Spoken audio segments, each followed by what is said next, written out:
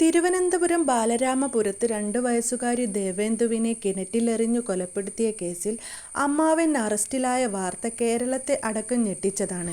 അതിലും ഞെട്ടിയത് സഹോദരീ സഹോദരൻ തമ്മിലുള്ള അറപ്പുളവാക്കുന്ന ബന്ധത്തെക്കുറിച്ചറിഞ്ഞപ്പോഴാണ്. ഇപ്പോൾ പ്രതിയുടെ നിർണായകമായ മൊഴി പോലീസ് പുറത്തുവിട്ടിരിക്കുന്നു. യഥാർത്ഥത്തിൽ ഈ കേസ് അമ്മാവനായ ഹരികുമാറിനെ പെടുത്താൻ വേണ്ടി കുട്ടിയുടെ മാതാവായ ശ്രീതു കളിച്ച കളിയായിരുന്നു എന്നാണ്, ഒരു നാടകമായിരുന്നു എന്നാണ് പറയുന്നത്. നേരത്തെ ഈ കുട്ടിയുടെ പിതാവും സമാനമായ ആരോപണം ശ്രീതുവിനെതിരെ ഉന്നയിച്ചിരുന്നു. ജനുവരി 30 രാവിലെയാണ് ഈ കുട്ടിയുടെ മൃതശരീരം വീടിനോട് ചേർന്ന കിണറിൽ കാണപ്പെടുന്നത്. ആ കിണറിന് അടപ്പുണ്ടായിരുന്നു എന്നത് മറ്റൊരു വസ്തുതയാണ്. ആ കിണറിനുള്ളിലാണ് ദേവേന്ദുവിന്റെ മൃതശരീരം കിടന്നിരുന്നത്. രാവിലെ 7:30 ബാലരാമപുരത്തു നിന്നും കുഞ്ഞിനെ കാണാനില്ല എന്ന ഒരു പരാതി പോലീസിന് ലഭിക്കുന്നത്. തുടർന്ന് പോലീസ് വ്യാപകമായിട്ടുള്ള തിരച്ചിൽ രാവിലെ തന്നെ നടത്തി തുടങ്ങി. അതിനുശേഷമാണ് കിണർ സംബന്ധമായ ഒരു സംശയം അവിടെ പോലീസിന് ഉണ്ടായത്. അങ്ങനെ ഫയർഫോഴ്സിനെ വിളിച്ചു വരുത്തു. ഫയർഫോഴ്സിന്റെ സഹായത്തോടെയാണ് കുഞ്ഞിനെ കണ്ടെത്തുന്നത്. ദേവേന്ദുവിന്റെ പോസ്റ്റ്മോർട്ടം റിപ്പോർട്ട് പ്രകാരം ഈ കുഞ്ഞ് മുങ്ങി മരിച്ചതാണ്. ദേവേന്ദുവിന്റെ ആന്തരികാവയവങ്ങളിൽ നിന്നും കണ്ടെത്തിയിരിക്കുന്ന വെള്ളവും കിണറ്റിലെ വെള്ളവും ഒന്നാണെന്ന് കെമിക്കൽ ലാബിലുള്ള പരിശോധനയിൽ തെളിഞ്ഞു. അതായത് ദേവേന്ദു കിണറ്റിൽ വീണാണ് മരിച്ചത്. ദേവേന്ദുവിനെ ജീവനോടെ കിണറ്റിലേക്ക് വലിച്ചെറിയുകയാണ് ചെയ്തത്. കുഞ്ഞിന്റെ ദേഹത്ത് ഒരു പാടോ മുറിവോ ഒന്നും ഉണ്ടായിരുന്നില്ല. ദേവേന്ദുവിനെ മനഃപൂർവ്വം ആരോ കിണറ്റിലേക്ക് ഇട്ടിരിക്കുകയാണെന്ന് പോലീസിന് ബോധ്യപ്പെട്ടു. ആദ്യത്തെ ദിവസം തന്നെ അവിടുത്തെ ദുരൂഹമായിട്ടുള്ള സാഹചര്യത്തെക്കുറിച്ച് ആളുകൾക്ക് സംശയമുണ്ടായിരുന്നു. ഈ വീട്ടിൽ ഇടയ്ക്കിടയ്ക്ക് ദുർമന്ത്രവാദം നടക്കുന്നുണ്ട്. ഹരികുമാറിന്റെ മുറിയിൽ മണ്ണെണ്ണയുടെ മണമുണ്ടായിരുന്നു. തൂങ്ങി മരിക്കാൻ ഉദ്ദേശിച്ച പോലെയുള്ള കുരുക്കുകൾ ആ വീട്ടിലുണ്ടായിരുന്നു. കുടുംബനാഥനായിട്ടുള്ള ഉദയകുമാർ മരിച്ചിട്ട് 16 ദിവസമേ ആയിട്ടുള്ളൂ. ഈ 16ാം ദിവസമാണ് ഈ സംഭവം നടക്കുന്നത്. അപ്പോൾ ഇങ്ങനെ പല സംശയങ്ങളും അവർ ഉന്നയിച്ചു. ശ്രീതുവിന്റെ ഭർത്താവായ ശ്രീജിത്ത് ഈ വീട്ടിൽ വല്ലപ്പോഴും മാത്രമാണ് എത്താറുള്ളത്. 1 ശ്രീജു, 2 ശ്രീജിത്ത്, 3 ഹരികുമാർ, ഈ 3 പേരാണ് ആ വീട്ടിൽ സാന്നിധ്യമുള്ളത്. അപ്പോൾ ഈ 3 പേരെയും കസ്റ്റഡിയിൽ 3 പേരെയും ചോദ്യം ചെയ്തു. ശ്രീജിത്തിനെ ആദ്യം തന്നെ പോലീസ് പറഞ്ഞു വിട്ടു. ശ്രീജിത്ത് പോലീസിനോട് ആദ്യം തന്നെ പറഞ്ഞ മറുപടി എൻ്റെ ഭാര്യയെ എനിക്ക് ഈ കാര്യത്തിൽ സംശയമുണ്ട് എന്നുള്ളതായിരുന്നു. എൻ്റെ ഭാര്യ ഈ കൃത്യം ചെയ്യാനുള്ള സാധ്യതയുണ്ട് എന്ന് പറഞ്ഞു. ഹരികുമാറിനോട് ചോദിച്ചപ്പോൾ ഹരികുമാർ ഈ കുറ്റം ഏറ്റെടുത്തു. ജനുവരി 29 രാത്രിയിൽ 11 മണിയോടുകൂടി ഞാൻ സഹോദരിയായിട്ടുള്ള ശ്രീതുവിന് വാട്സപ്പിൽ മെസ്സേജ് അയച്ചു, എൻ്റെ മുറിയിലോട്ടൊന്ന് വരാൻ. അങ്ങനെ ബെഡിൽ നിന്നും എഴുന്നേറ്റു ശ്രീതു ഹരികുമാറിന്റെ റൂമിലേക്ക് വരവേ കുഞ്ഞ് എഴുന്നേറ്റു കരഞ്ഞു. കുഞ്ഞു കരഞ്ഞപ്പോൾ ശ്രീതു തിരികെ പോയി. അന്ന് രാത്രി മുഴുവൻ ഞാൻ ഉറങ്ങാതെ കിടന്നു. തുടർന്ന് പുലർച്ചയോടുകൂടി ഈ ശ്രീതു ബാത്റൂമിലേക്ക് പോകവേ ആ തക്ക നോക്കി കുഞ്ഞിനെ എടുത്തു താൻ ഇതിനെ കൊണ്ടുവന്ന് കിണറ്റിലേക്ക് എറിഞ്ഞു എന്നാണ് ഹരികുമാർ അന്ന് കൊടുത്ത മൊഴി. അതേസമയം പോലീസിന് ചില സംശയങ്ങൾ ഉണ്ടായി.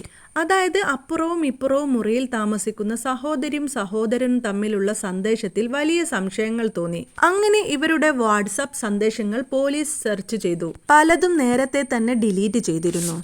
ഇവരെക്കുറിച്ച് പോലീസ് അന്വേഷിച്ചപ്പോൾ ഒരു ദുർമന്ത്രവാദിയുമായി ഇയാൾക്ക് ബന്ധമുണ്ട് എന്ന് പറഞ്ഞിട്ട് ഒരു ജോത്സ്യനെ വിളിച്ചു വരുത്തി.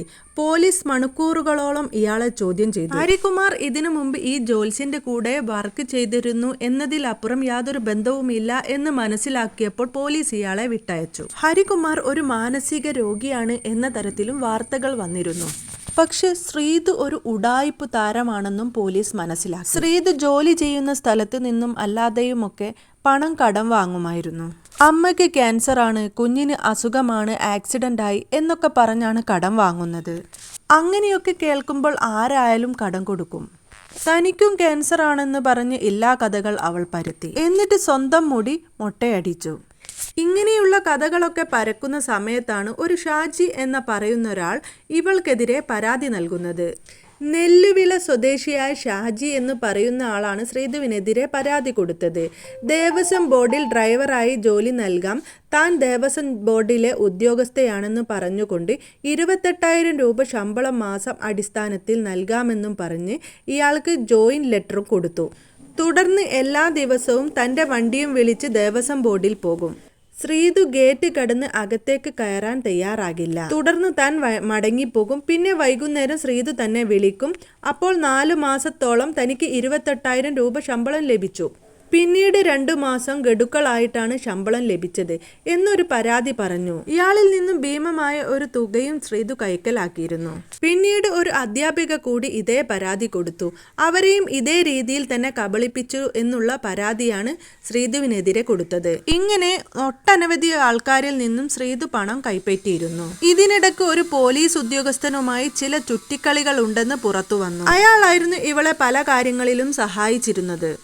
തട്ടിപ്പ് കേസ് മാത്രമാണ് ശ്രീതുവിനുള്ളത്. ദേവേന്ദുവിനെ കൊന്ന കേസ് ഹരികുമാറിന് മാത്രമാണ്. ദേവേന്ദു മരിക്കുന്നതിനു 16 ദിവസം മുൻപാണ് മുത്തച്ഛനായിട്ടുള്ള ഉദയകുമാർ മരണപ്പെടുന്നത്. ഉദയകുമാറിന്റെ മരണം വളരെ പെട്ടെന്നായിരുന്നു. അതിലും നാട്ടുകാരുടെ സംശയമുണ്ടായിരുന്നു. അങ്ങനെ അതിന്റെ റീപോസ്റ്റ്മോർട്ടം ഒക്കെ ആവശ്യപ്പെട്ടിരുന്നു.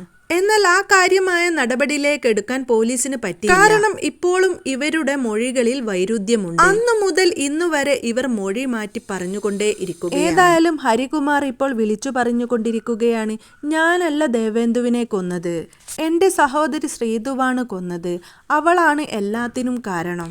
ഈ 2 പേരും പോലീസിന് എന്നും തലവേദനയാണ്. ഇവർ പറയുന്ന ഒരു കാര്യത്തിലും വ്യക്തതയില്ല. ഇന്ന് പറയുന്ന കാര്യം നാളെ അത് മാറ്റി പറയുന്നു. ഹരികുമാറിന് ദേവേന്ദുവിനെ കൊല്ലാൻ കഴിയില്ല എന്ന് ഹരികുമാറിന്റെ കൂട്ടുകാർ വരെ പറയുന്നു. കാരണം ഹരികുമാറിനെ നിയന്ത്രിക്കുന്നത് അവന്റെ ചേച്ചിയായ ശ്രീതുവാണ്. അവൻ എന്ത് കാര്യം ചെയ്യണം ചെയ്യണ്ട എന്ന് തീരുമാനിക്കുന്നത് ശ്രീതുവാണ്. ജോലി ചെയ്തിരുന്ന സ്ഥലത്തു നിന്നും പണം വാങ്ങാൻ വന്നതുവരെ ശ്രീതുവായിരുന്നു. ഒന്നുകിൽ ശ്രീതുവായിരിക്കും ആ കുഞ്ഞിനെ കൊന്നത്, അല്ലെങ്കിൽ ശ്രീതു പറഞ്ഞിട്ട് ഹരികുമാർ കൊന്നു. രണ്ടായാലും ശ്രീതുവിന് അതിൽ പങ്കില്ലാതെ നടക്കില്ല. ശ്രീതു അറിയാതെ ഹരികുമാർ ഒന്നും ചെയ്യില്ല എന്നാണ് ഹരികുമാറിനെയും ശ്രീതുവിനെയും അറിയുന്ന ഓരോരുത്തരും പറയുന്നത്. ദേവേന്ദുവിന്റെ മരണമറിഞ്ഞ ഓരോ മലയാളികളും ഞെട്ടുകയും തല താഴ്ത്തുകയും ചെയ്തു. ഈ ഒരു കൊലപാതകത്തിനു പിന്നിൽ നാറിയ കഥകളാണ് പുറത്തു വരുന്നത്. ഒരു സഹോദരനും സഹോദരിയും തമ്മിൽ വഴിവിട്ട ബന്ധം. ആ ബന്ധത്തിന് തടസ്സം നിന്നു എന്ന് പറഞ്ഞ് എട്ടും പൊട്ടും തിരിയാത്ത ഒരു പിഞ്ചു കുഞ്ഞിനെയാണ് അവർ ഇല്ലാതാക്കിയത്. അതും ശ്രീതു സ്വന്തം കുഞ്ഞിനെ. 9 മാസവും 9 ദിവസവും തന്റെ ഉദരത്തിൽ കിടന്ന് അത്രയേറെ വേദന സഹിച്ച് പ്രസവിച്ച തന്റെ പൊന്നോമന കുഞ്ഞ് ഒരു ദിവസം എത്ര തവണ അവളെ അമ്മ എന്ന് വിളിച്ചു കാണും. നിഷ്കളങ്കമായി അവളെ നോക്കി ചിരിച്ചു കാണും. അവളുടെ മാറിലേക്ക് ചാഞ്ഞു കിടന്നു കാണും. ആ ഒരു കുഞ്ഞിനെയാണ് ഒന്നും ഓർക്കാതെ ആ സ്ത്രീ കൊന്നിരിക്കുന്നത്, അല്ലെങ്കിൽ കൊല്ലാൻ കൂട്ടുനിന്നിരിക്കുന്നത്. മറുവശത്ത് അമ്മാവനാണ്. ആ നെഞ്ചിൽ വളർന്ന കുഞ്ഞാവും. സഹോദരിയുടെ കുഞ്ഞിനെ ഓമനിക്കാത്തവരായിട്ട് ആരാണുണ്ടാവുക? ആ കുഞ്ഞിന്റെ മുഖത്ത് നോക്കി എങ്ങനെയാണ് കൊല്ലാൻ സാധിക്കുക? ഈ 2 മൃഗങ്ങളും ഒന്നിനൊന്ന് മെച്ചമാണ്. നാണവും മാനവും ഇല്ലാത്ത നിർഗിഷ്ട ജീവികൾ. 2നെയും തൂക്കിക്കൊല്ലണം. ഈ ഭൂമിക്ക് ഇവരൊക്കെ ഒരു ഭാരം തന്നെയാണ്.